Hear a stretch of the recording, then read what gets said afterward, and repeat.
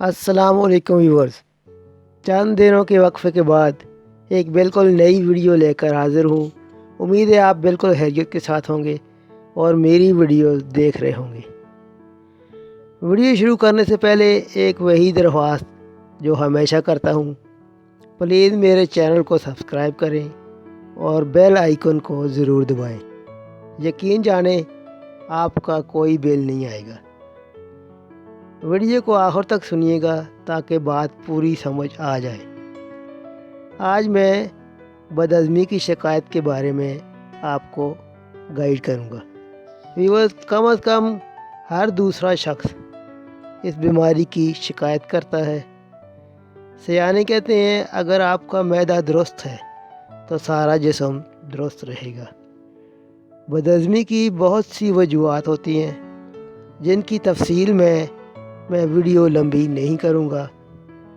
Colour therapy में दुबले पतले बंदे में सुर्ख रंग की और मोटे ताज़े बंदे में नीले रंग की ज़्यादती की वजह से बदहज़मी हो जाती है।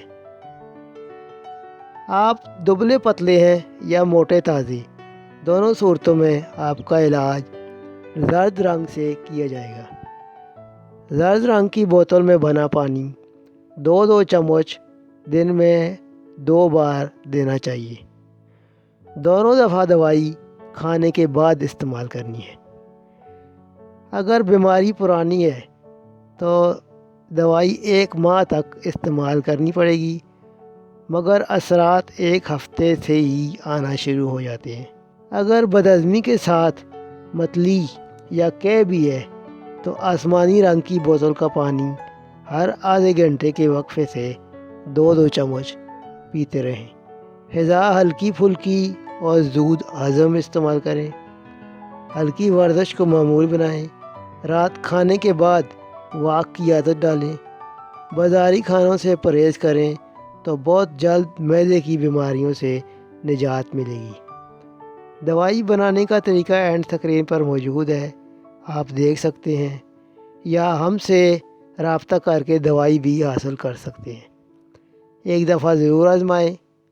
अपना ख्याल रखिएगा। अगली वीडियो तक इजाज़त चाहता हूँ। अल्लाह हाफ़िज़।